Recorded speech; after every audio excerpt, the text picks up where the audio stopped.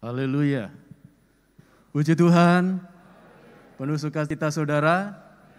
Saya percaya hari-hari yang kita lewati tidak semakin mudah, tetapi Tuhan tetap dahsyat di segala jalan hidup kita. Amin. Dia selalu menjadi kekuatan dalam hidup kita. Dan situasi yang ada, kalau di dalam 2 Timotius 3 ini pertama dikatakan, ketahuilah pada akhir zaman akan datang masa yang sukar. Kesukaran itu bukan hanya kesulitan dalam hal ekonomi, tetapi mulai adanya orang-orang yang egois kalau saudara baca selanjutnya, dan itu menghasilkan benturan. Sehingga akhirnya ada orang-orang yang mengalami luka batin. Hari ini tema kita mengenai luka batin, saudara ya. Ada yang tidak pernah mengalami luka batin, ada yang tidak pernah mengalami sakit hati. Mau dikumpulkan sakit hatinya berapa banyak?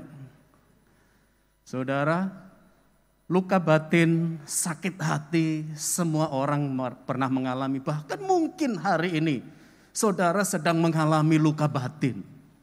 Ya. Nah, ada orang-orang yang mengalami luka batin dari sejak dia masa kecil. Belum lama viral seorang anak balita umur 2 tahun. Berapa kali saudara dia dipukul? 25 kali, dan pukulannya bukan lembut. Pukulannya keras, ke dada, ke perut, kemudian ketika terlentang dipukul lagi, sampai yang terakhir diinjak dengan tumit. Gara-gara apa saudara? Gara-gara HP si pelaku dibanting. Dan pemicu sebenarnya yang utama adalah gara-gara si pelaku itu ribut dengan bibi dari si balita ini, saudara. Ya. Dan itu menciptakan trauma bagi anak ini. Ya. Secara tidak langsung ada luka batin yang bagi seorang anak itu peristiwa yang akan membuat dia mengalami sindrom atau ketakutan, bisa sampai ke bawah di usia yang dewasa. Ya. Nah saudara, ada orang-orang yang mengalami luka batin di usia remaja, pemuda, ya, di usia lanjut pun, yang harusnya menikmati kebahagiaan, tetapi justru yang diharapkan itu tidak seperti yang terjadi, sehingga akhirnya mengalami luka batin. Nah, saudara dikasih oleh Tuhan, ada banyak penyebab seseorang mengalami luka batin. Entah mungkin masalah dari orang-orang terdekat, ya, karena merasa tertolak, ya, ataupun juga karena perkataan-perkataan yang menyakitkan seperti memberi julukan-julukan yang konyol, gitu ya, entah gembul misalnya kayak gitu, atau julukan-julukan krempeng misalnya kayak gitu, saudara ya. Memberikan julukan-julukan yang bagi yang mendengar ketawa, tetapi bagi yang dijuluki sedang terbentuk luka batin. Ya. Kemudian keadaan fisik pendek, Sakius pendek. Walaupun tidak diceritakan di Alkitab, tetapi saya yakin di masa kecilnya dia menjadi bahan olokan. Sehingga menciptakan gambar diri menjadi seorang pendendam. Mustahil ada seorang pendek, dia bisa menjadi kepala pemungut cukai. Tetapi trauma yang dialami, luka batin yang dialami, dia ingin berbuat sesuatu. Sehingga cita-cita yang dia raih itu berangkat dari luka batin. Dan ketika dia menjadi kepala pemungut cukai, dia memeras rakyat. Masa kecil saya disengsarakan, sekarang saya sudah berada di posisi saya akan berbuat balik. Nah, saudara, ada yang karena situasi yang seperti itu, kemudian karena sikap-sikap yang menyakitkan, perlakuan orang yang semena-mena, yang suka membeda-bedakan, entah dalam keluarga, entah dalam lingkungan masyarakat, entah di dalam dunia perdagangan, pelayan dan sebagainya, itu menciptakan luka batin. Juga masalah ekonomi, kesulitan menciptakan pertengkaran dalam keluarga, masalah ekonomi, masalah krisis ekonomi yang terjadi menciptakan juga permusuhan, pertikaian, atau mungkin disikut oleh pesaing-pesaing bisnis. Dan itu menjadi pemicu terjadinya luka batin. Iblis pun tidak diam, saudara. Iblis dengan segala cara, bahkan dia ingin supaya luka batin itu terpelihara di hati setiap orang, terutama di hati anak-anak Tuhan. Karena iblis tahu, kalau orang itu di dalam hatinya ada luka batin, dia tidak akan pernah mengalami lawatan Allah. Dia tidak akan pernah mengalami jamahan Allah. Karena apa? Ada luka batin di sana. Iblis tahu luka batin yang tidak dibereskan, orang ini juga akan hidupnya berantakan, masa depannya berantakan. Walaupun kadang-kadang ada orang yang tidak menyadari hal itu. Saudara, ada banyak dampak-dampak yang diciptakan karena luka batin. Dan saat ini saya ingin mengajak saudara melihat beberapa peristiwa di dalam Alkitab, di mana lewat tokoh-tokoh Alkitab yang kita akan sama-sama bahas, kita akan melihat apa yang sedang mereka alami, luka batin yang sedang dialami mereka, dan bagaimana tindakan mereka dan tindakan Allah selanjutnya. Yang pertama, kita akan melihat dalam Hakim-Hakim 11, ayat yang pertama mulai. Ada seorang bernama Yefta. Adapun Yefta, orang Gilead itu adalah seorang pahlawan yang gagah perkasa. Tetapi ia anak seorang perempuan sundal. Ayah Yefta ialah Gilead. Juga istri Gilead melahirkan anak-anak lelaki baginya. Setelah besar anak-anak istrinya ini, maka mereka mengusir Yefta. Katanya kepadanya, engkau tidak mendapat milik pusaka dalam keluarga kami, sebab engkau anak dari perempuan lain. Maka larilah Yefta dari saudara-saudaranya itu dan diam di tanah Tob. Di sana berkumpullah kepadanya petualang-petualang yang pergi merampok bersama-sama dengan dia. Lihat saudara, akibat luka batin, dia merasa tertolak dalam keluarga. Saudara-saudaranya, walaupun bukan saudara kandung yang selama ini tumbuh bersama, ketika mereka besar mengusir Yefta. Karena Yefta anak dari perempuan yang lain, bukan dari istri yang sah. Dan kondisi itu membuat Yefta akhirnya pergi melarikan diri dari rumah, dan dia berkumpul dengan petualang-petualang, ngapain? Ngerampok, saudara. Jadi perlu bagi kita sekalian untuk menciptakan dan menjaga supaya dalam keluarga sendiri jangan ada luka batin. Orang tua perlu memelihara supaya ketika mungkin akibat dari tindakan kita menciptakan luka batin bagi anak-anak kita, bereskan, saudara. Ada hal-hal yang bagi kita itu didikan, tetapi belum tentu anak bisa menangkap itu didikan. Yang dianggap adalah, oh ini kekerasan. Papa mama tidak sayang saya, itu yang mereka tangkap. Makanya perlu bagi kita ketika kita mendidik, kita memberikan arahan. Jangan sampai anak merasa tertolak. Bagi saya pun, sebagai hamba Tuhan, di tempat ini pun saya tidak akan malu ketika saya berkata kepada anak saya, kedua-duanya, kalau saya ketika kalian kecil, saya pernah keras kepada kalian, saya minta maaf. Perlu bagi kita adakan pemulihan, saudara. Karena luka batin ini justru akan membuat anak merasa tidak disayangi. Kita lanjutkan ayat berikutnya. Beberapa waktu kemudian Bani Amon berperang melawan orang Israel. Dan ketika Bani Amon ini berperang melawan orang Israel, pergilah para tua-tua Gilead menjemput Yefta dari tanah Tob. Kata mereka kepada Yefta, Mari jadilah panglima kami dan biarlah kita berperang melawan Bani Amon. Tetapi kata Yefta kepada para tua-tua Gilead itu, bukankah kamu sendiri membenci aku dan mengusir aku dari keluargaku? Mengapa kamu datang sekarang kepadaku waktu kamu terdesak? Ini reaksi orang yang sedang luka batin, saudara. Kamu dulu melemparkan aku, kamu membuang aku. Tapi sekarang begitu kamu butuh, kamu terdesak, kamu cari aku. Enaknya sendiri. Mungkin seperti itu bahasa umumnya, saudara.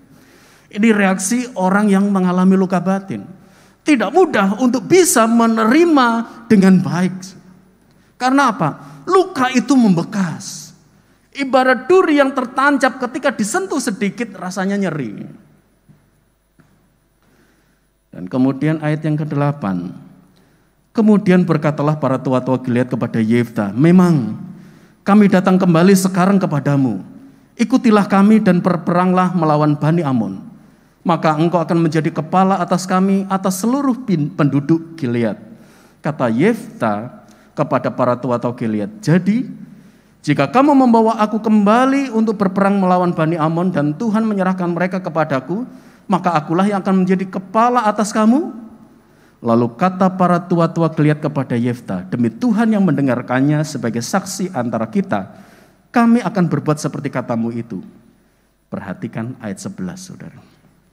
Maka Yefta ikut dengan para tua-tua Gilead, lalu bangsa itu mengangkat dia menjadi kepala dan panglima mereka. Ini saya kasih penekanan.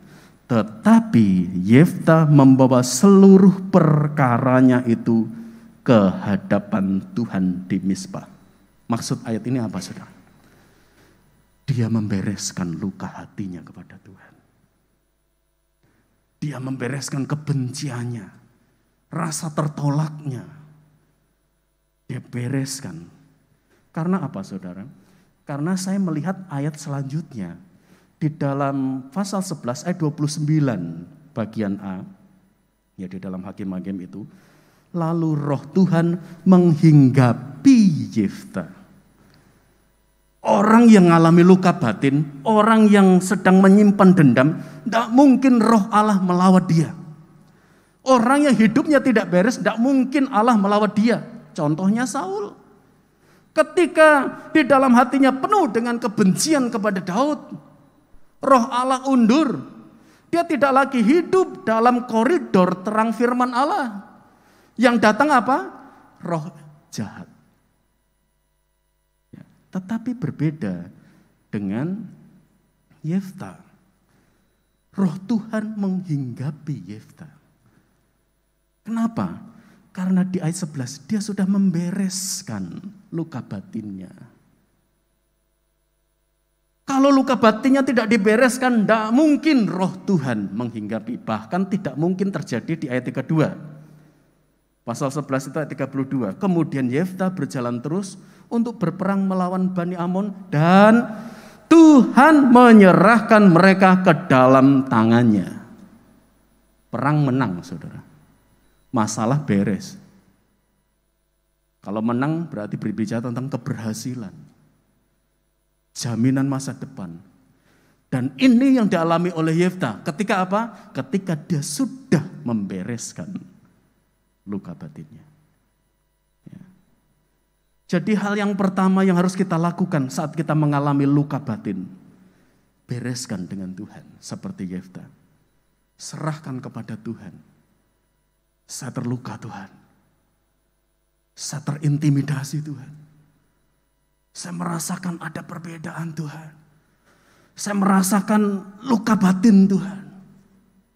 Entah mungkin saudara mengalami, mungkin saudara ada yang sampai dengan usia yang sudah sedemikian lanjut, ada yang masih trauma dengan bayang-bayang di masa kecil.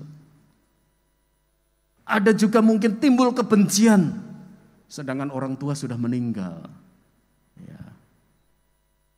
Saya sampaikan ini karena mungkin di antara saudara sekalian yang sedang mengikuti ibadah ini secara streaming, saudara sedang mengalami tekanan yang hebat. Tidak mustahil jika apapun yang saudara lakukan, saudara selalu penuh dengan kegagalan. Saudara tidak melihat ada titik terang dari setiap apapun yang saudara lakukan. Karena apa? Rasa dendam, luka batin itu menekan lebih kuat, mempengaruhi pikiran dan hati saudara. Mau enggak saudara bereskan kepada Tuhan? Yang kedua, kita ketemu dengan Yusuf. Yusuf dibenci kakak-kakaknya karena melaporkan kejahatan kakak-kakaknya kepada orang tuanya. Bukannya bertobat, Yusuf diintimidasi, saudara.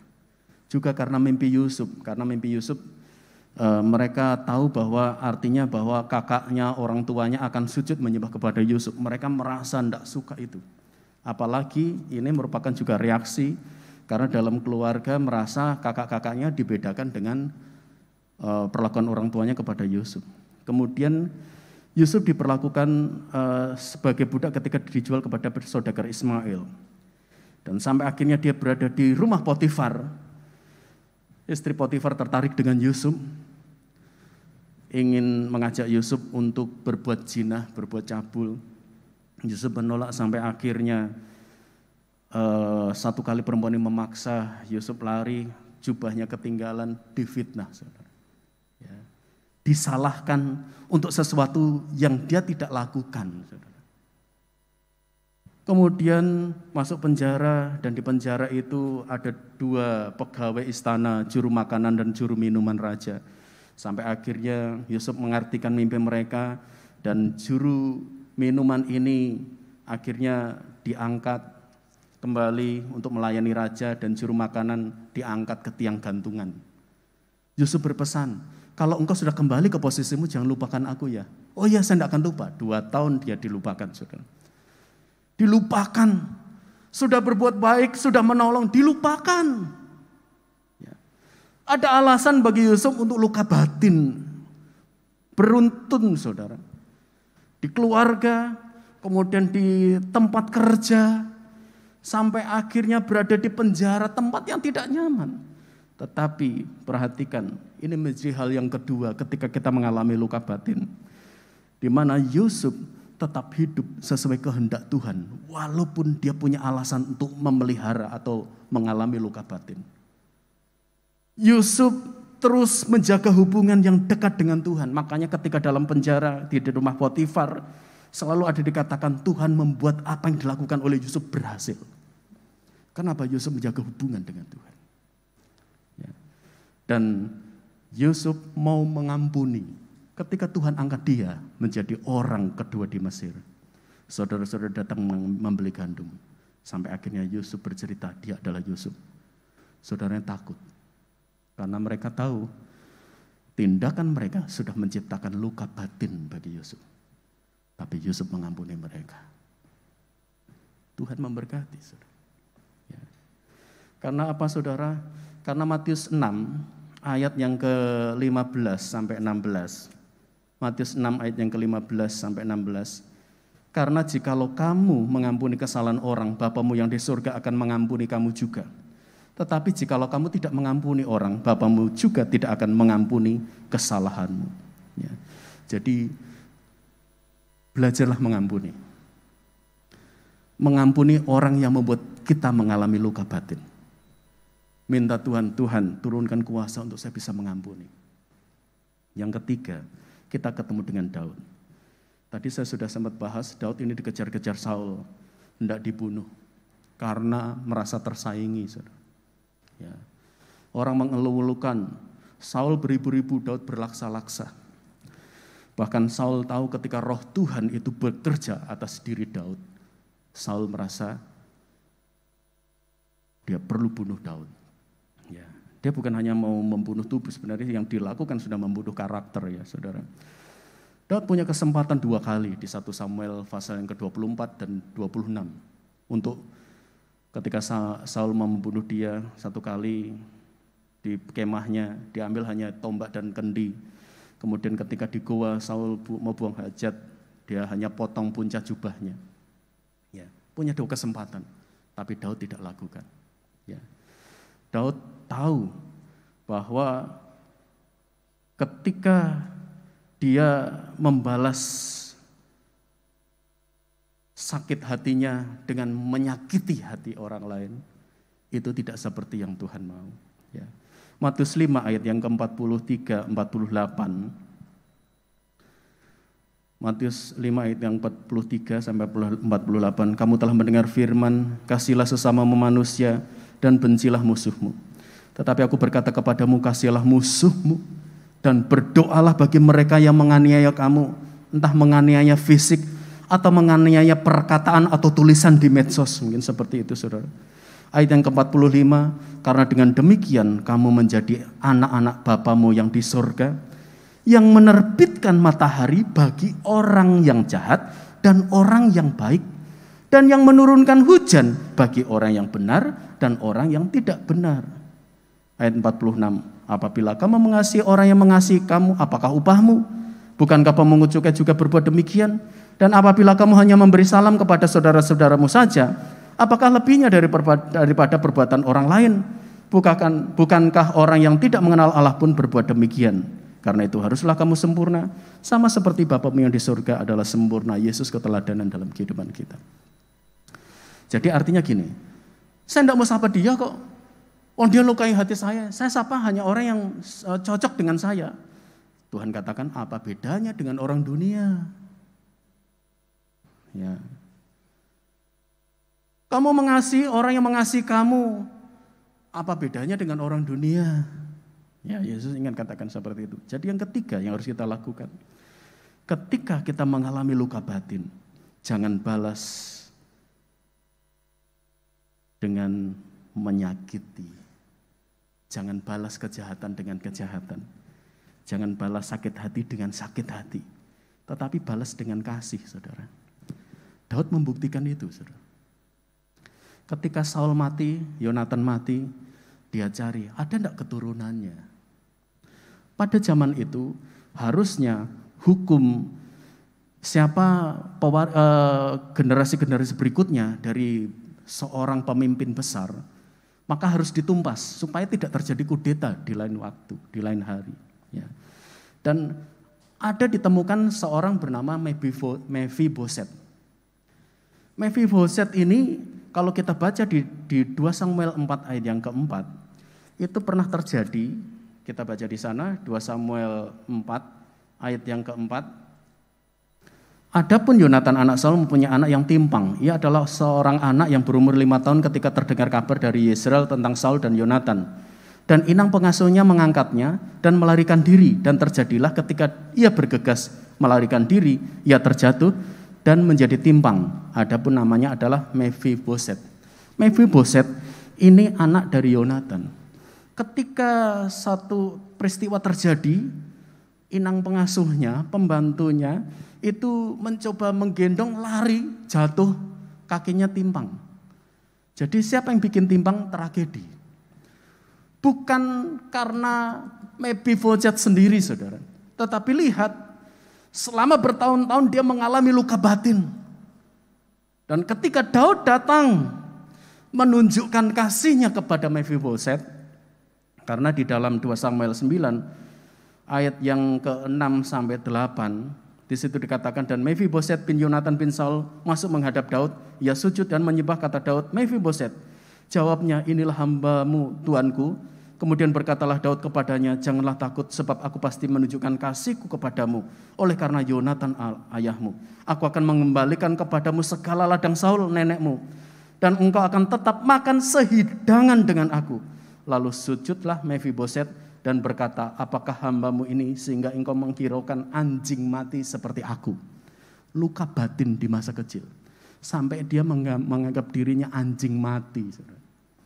Tidak bisa apa-apa. Karena apa? Timpang. Sudah timpang. Orang tuanya mati dalam pertempuran. Tidak ada yang bisa dibanggakan. Mungkin selama dalam masa pertumbuhan dia mungkin dijuluki dengan julukan pincang-pincang dan sebagainya, saudara. Trauma itu membekas sampai dia besar. Makanya ketika Daud datang, dia menyerah. Bunuh sudah. Tapi Daud menunjukkan kasih. Walaupun Daud luka batin, tetapi ketika dia membalas kejahatan dengan kasih, justru kasihnya juga membalut, menyembuhkan luka batinnya Mephiboset. Jadi jangan pikir saudara ketika saudara membereskan hidup saudara kepada Tuhan, orang lain tidak mengalami dampak. Enggak. Bukan hanya saudara yang akan mengalami dampak. Tuhan melawat saudara, orang lain pun akan mengalami dampak. Jadi selalulah mencoba untuk belajar membalas kejahatan dengan kasih. Dan yang keempat, saya minta Singer maju ke depan. Ketika kita sedang mengalami luka batin, pelihara firman dalam hidup kita, saudara. Amsal 4 ayat yang ke-20 sampai 23. Hai anakku, perhatikanlah perkataanku. Ku di sini hikmat. Hikmat di sini hikmat yang dari Allah, yang berbicara tentang firman Allah itu sendiri. Arahkanlah telingamu kepada ucapanku. Janganlah semuanya itu menjauh dari matamu. Simpanlah itu di lubuk hatimu. Karena, saya kasih penekanan, itulah yang menjadi kehidupan bagi mereka yang mendapatkannya. Dan kesembuhan bagi seluruh tubuh mereka. Ada orang-orang yang sakit karena luka batin dipelihara dalam hidupnya. Ada orang yang menderita sepanjang umur hidupnya karena dia pelihara dendam di dalam hatinya. Luka batin menciptakan dendam, kekecewaan. Tidak ada gairah semangat hidup, bahkan mungkin susah tidur. Menciptakan trauma ketika ada tragedi-tragedi di masa kecil yang membuat dia mengalami ketakutan. Karena itu di ayat 23 katakan, jagalah hatimu dengan segala kewaspadaan karena dari situlah terpancar kehidupan. Saya ingin ajak saudara membaca di Mazmur 147 ayat yang ketiga. Kita baca sama-sama. 2, 3. Ia menyembuhkan orang-orang yang patah hati dan membalut luka-luka mereka. Saudara mau disembuhkan oleh Tuhan. Tuhan siap melawat hidup kita. Dia mengasihi kita. Sakius terlukai, tapi dia membalas dengan kejahatan. Tetapi hari itu Tuhan berkata, Sakius turun. Aku ingin menumpang di rumahmu. Aku ingin tinggal di rumahmu. Aku ingin melawat keluargamu. Dan sejak saat itu, Sakius dipulihkan oleh Tuhan. Luka batinnya hilang. Dia sekarang penuh dengan kasih Kristus. Karena itu, kalau hari-hari ini batin saudara terasa berat, orang gak ngerti beban saudara, kita tanya Yesus, Tuhan, apa yang harus aku buat? Kita angkat pujian ini sama-sama.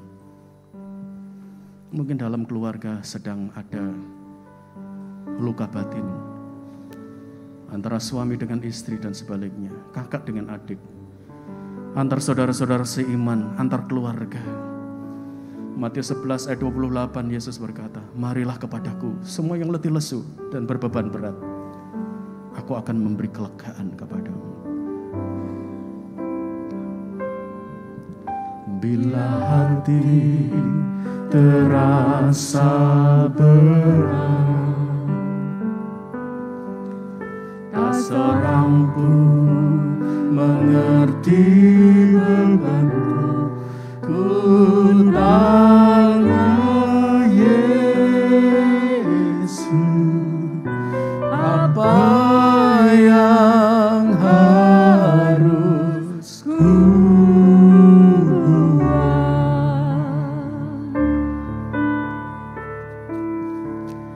Dia berfirman, mari datanglah. Amin. Dia selalu pedulikan aku, ku datang Yesus, ya pikul segala bebanku. Bila hati terasa berat, bila hati terasa berat, tak seorang pun mengerti bebanku, ku tanya Yesus, apa yang harus ku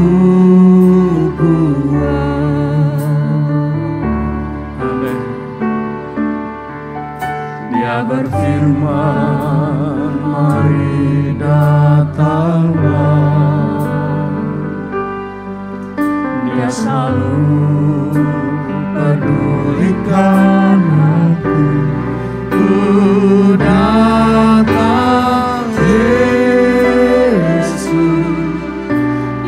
pikul segala bebanku. Sujud di altarnya, sujud di altarnya. Ku bawa hidupku, ku terima anugerahnya yang uniku dan bebaskanku. Dia ubah hidupku, baharui hatiku. Sesuatu terjadi saat datang di altarnya. Saya jemput kita sama-sama berdiri.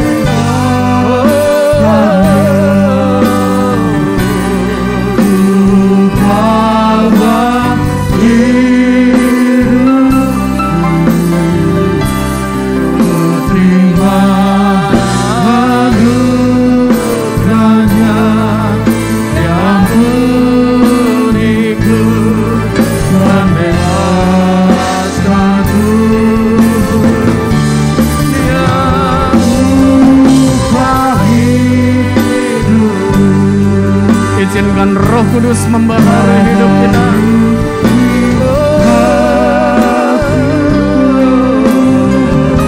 Sesuatu terjadi saat datang di altarnya. Sujud di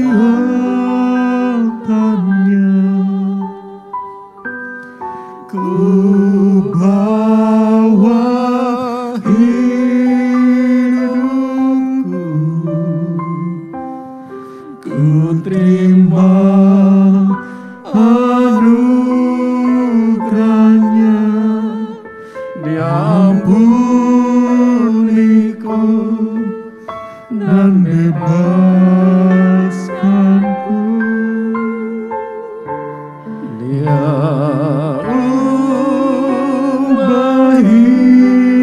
hidupku,